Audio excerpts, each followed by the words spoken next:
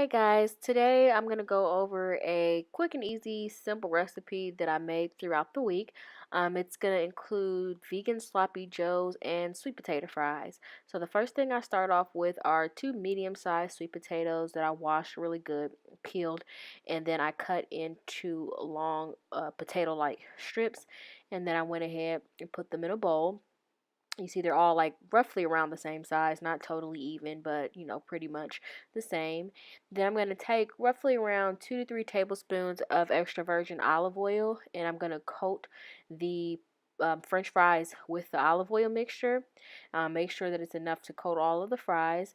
Then I'm going to take, I use steak seasoning, and it's one of my favorite seasonings for a lot of things. So I'm going to use roughly around a tablespoon and a half to 2 tablespoons of seasoning, steak seasoning on these fries, and you could use, the amount of seasoning that you want because it's kind of spicy because of the pepper. Then I'm going to go in with the 21 Salute seasoning from Trader Joe's, and I'm going to use roughly around a teaspoon and a half of that seasoning because there's a lot of spices in there and I don't want it to overpower. Then I'm going to go ahead and go in with clean hands and just make sure that I coat everything, stir everything so all the seasonings and the olive oil are evenly distributed. And then I'm going to lay the fries on a pan and just do it in a single layer so they can cook evenly. And I'm going to go ahead and place that in an oven that was preheated on 425 degrees. Go ahead and place those in the oven for roughly around 30 minutes. And then now we're going to work on our sloppy joe mixture. The first thing I'm going to do is I'm going to add some apple juice. This happens to be our favorite apple juice in the house, so that's what we're going to use. And we're going to take about a fourth of a cup of that and pour it in our saucepan. And then we're going to go in with 2 tablespoons of apple cider vinegar and add that to the mixture. Then I'm going to go in with roughly half of a teaspoon of liquid smoke. Add roughly around 1 tablespoon of tomato paste. I personally like tomato paste over sauce just because it adds a thicker consistency. Then we're going to add that to the mixture. And then we're also going to add 1 tablespoon of brown sugar along with a third of a cup of agave nectar. In this, you could use molasses or anything like that.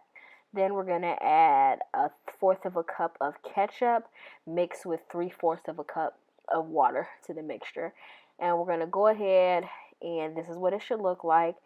And we're going to go ahead and whisk that together to just make sure we incorporate all of the ingredients and get everything blended and mixed up pretty well. And while we have that simmering, we're going to go ahead and work on our lentils for the meat portion of this meal. So I have a pan and I'm going to add roughly around 2 to 3 tablespoons of extra virgin olive oil to the pan. And then I have here a homemade mirepoix mix that I made myself. And I'm just going to take some onions off of the top of that, probably around 2 tablespoons of chopped onions, and I'm going to add that to the olive oil in the pan along with about a tablespoon of minced garlic. And I'm going to go ahead and let that saute in the pan till it's kind of translucent, roughly around 3 minutes. And then I'm going to go ahead and add in 2 cups of steamed lentils. These lentils were already steamed and cooked that I bought from Trader Joe's, but you're more than welcome to steam your own lentils and make sure that they're dry and not wet and cool down a little bit. And add that to the pan and go ahead and saute that in with the onions and the garlic mixture and let that brown a little bit.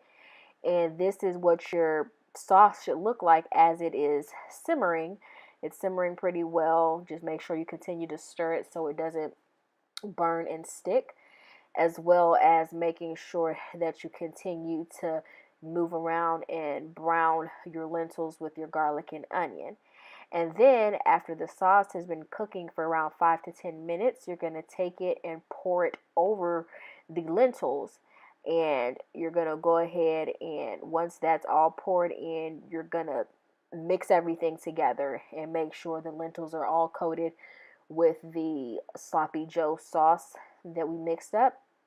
And just continue to stir that, and you're just going to let that simmer until it reduces and becomes a thicker consistency, like sloppy joe. So while that is cooking, your sweet potato fries should be done right about now. And we see here we lost a couple of guys on the end, but that's not a problem. They're pretty much crispy and cooked evenly, so they're good to go.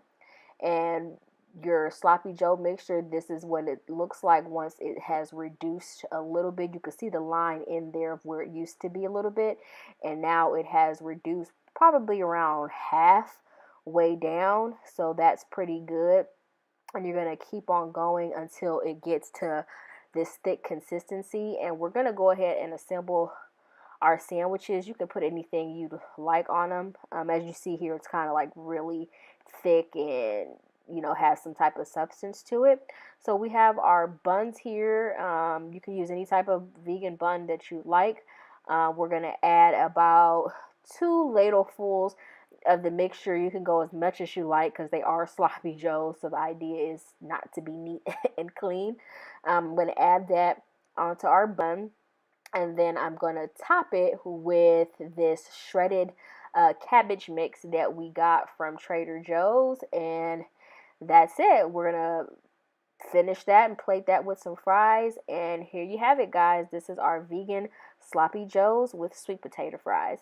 Like, comment, subscribe, and welcome to the Domestic Engineer 101.